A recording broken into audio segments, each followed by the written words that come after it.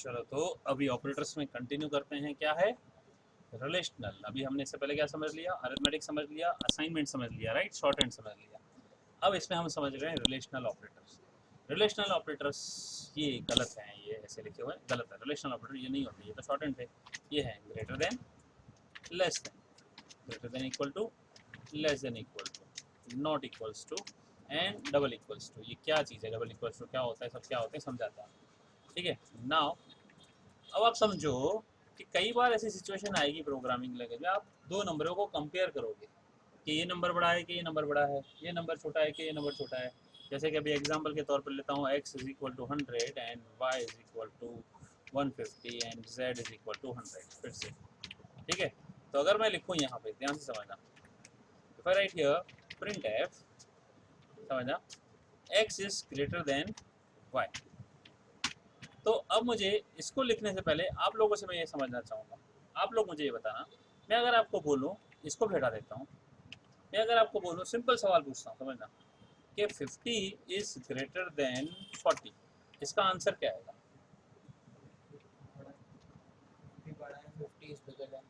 Answer क्या आना चाहिए? 50 इज ग्रेटर देन 40, आंसर क्या आना चाहिए? ये बताओ। यही तो आंसर है। चलो अब मैं आपसे पूछता हूँ, you are elder than him, answer क्या आएगा? आंसर क्या है? ये तो क्वेश्चन है, नहीं है ना? यही तो आप लॉजिक मार कर रहे हैं।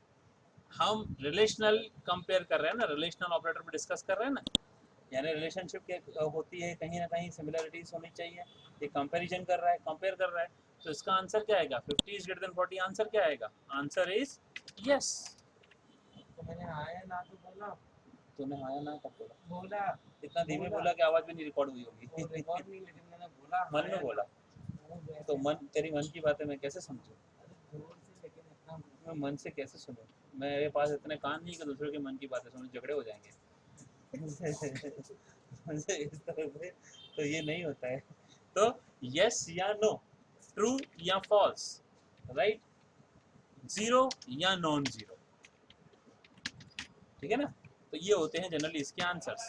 तो अगर मैंने यहाँ लिखा, अब मुझे आंसर बताओ क्या आएगा? Print F X is greater than Y. देखो कंपाइल करते हैं, रन करते हैं, ठीक है ना? यहाँ पे डबल कैरेक्टर क्यों दे दिया मैंने? ओहो सॉरी, परसेंटेज डी। देखो क्या आया? जीरो। जीरो का मतलब मैंने बताया ना, व्हाट? नहीं है। फॉल्स। हाँ, and X is less than Y, तो क्या आएगा? ट्रू कैसे आएगा? 1, राइट, 0 1, राइट। लेकिन यहाँ पे ऐसा नहीं है, zero is false, non zero is true. वो लिखना है। Yes, non zero is true. तो हम कोई भी नंबर डालेंगे तो उसको कंपेयर करते हैं। कंपेयर करेंगे तो क्या कंपेयर करेंगे भाई? क्या ग्रेटर है, लेस देन है? अच्छा, ग्रेटर देन और इक्वल टू। अब देखो, अब ये क्या हुआ? अगर मैं लिखूं कि y is greater then, sorry let us से 100 इज ग्रेटर देन 100, मुझे आंसर बताओ क्या आएगा?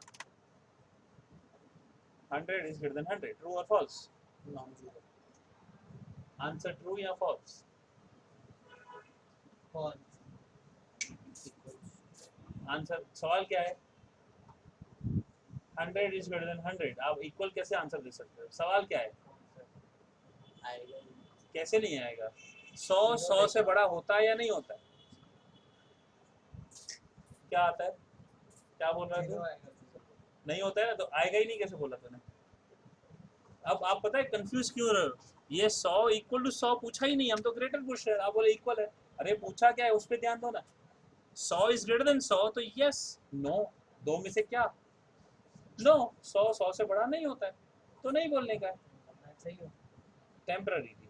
ठीक है, चलो चलो अब देखो, अब यहाँ पे लिखता हूँ 100 इज ग्रेटर देन और इक्वल टू 100, अब क्या आएगा?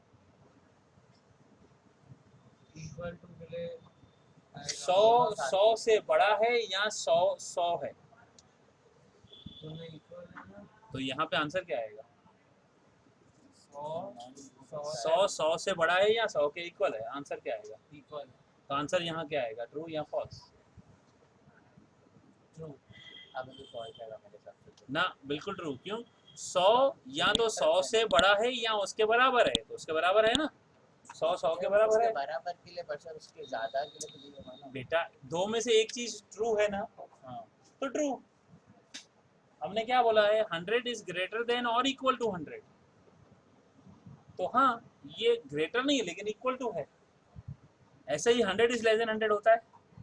नो, 100 इज लेस देन और इक्वल टू 100, हाँ ये इक्वल होता है, तो इसलिए ये भी ट्रू, ये फॉल्स। अब 100 इज नॉट इक्वल्स टू 100, 100 नहीं है, राइट? फॉल्स है ना, 100 है तो नहीं कैसे?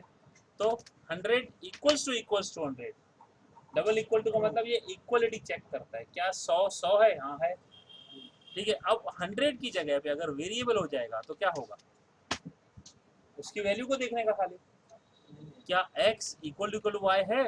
फॉल्स नहीं, क्यों? क्योंकि x 100 है, y 150 है। अब x is not equal to y है, ट्रू है ना, समझ गए ना? x is greater than y है, right? No, x is less than y है, राइट? ऐसे तो x इक्वल्स टू y और x इक्वल्स टू y, दोनों का फर्क क्या है बताओ अभी? अब दोनों का फर्क बताओ, इसका मतलब क्या और इसका मतलब क्या? एक वो इक्वल है कि नहीं वो चेक करना, हाँ, और दूसरा आपने अभी बताया ना इक्वलिटी। आपने अभी बताया, ये तो आपने बोला कि इक्वल है कि नहीं चेक कर रहा है, बोला बताया। ना भाई दोनों एक तरीके से। तो फिर ये क्या करेगा और ये क्या करेगा? ये क्या करेगा? वो ये देखेगा ये equal ये ये 100 into वो 100 equals to 150 दिखाएगा और वो सिर्फ वो 1 दिखाएगा। हाँ, ये मेरे को पता चल बेटा, गया, मेरे को ये क्या, हाँ बोलो। x इक्वल टू y लिखा है ना, हाँ, तो वो ऐसे रन करेगा कि x की जो वैल्यू है ना, मतलब x इक्वल टू y वैसे लेगा। तो मैंने वही तो बोला, अभी मैंने क्या अलग भाई लिखा? x इक्वल टू चेक करेगा मतलब ऐसा? नहीं, तो x इक्वल टू y मतलब y में वो वैल्यू लेगा। उल्टा बोल रहे हो, हाँ, x के अंदर उल्टा। y की वैल्यू असाइन होगी, ये असाइनमेंट ऑपरेटर है, वही अभी तो बोल बताया, अभी ऊपर हाँ, इक्वल मैं टू। वही बोल रहा हूँ ना, मतलब वो वैल्यू हाँ, चेंज करेगा। तो सही तरीके से बोलो, सही असाइन तरीके करना, आप सही टर्मिनोलॉजी यूज करना जरूरी है। तो x is going to assign, y value जो होगी x में असाइन हो जाएगी, लेकिन यहाँ सेमीकोलन लगाना पड़ेगा। और यहाँ x इक्वल टू y मतलब ये चेक कर रहा है क्या इज x, देखो इसका मतलब क्या है, x is equal to y, इसका मतलब ये हुआ, राइट? और इसका मतलब क्या होगा, is x equal to y, ये क्वेश्चन मार्क हुआ, राइट? ये क्या हुआ, x is equals to y and is x equals to y, समझ गए? ये क्वेश्चन हो गया और ये असाइनिंग हो गया। Single assignment operator, double operator में ये फर्क होता है। तो रिलेशनल समझ में आया पक्का? अब देखते हैं ये लॉजिकल क्या है। चलो लॉजिकल के भी हम दूसरे वीडियो में बनाते हैं, इतना प्रैक्टिस करो, ठीक है? लॉजिकल के लिए मैं दूसरा वीडियो समझाता हूँ, ये देखते रहना, जब भी डाउट हो इस वीडियो को देखते रहना बार बार, तो क्लियर हो जाएगा तुम्हें।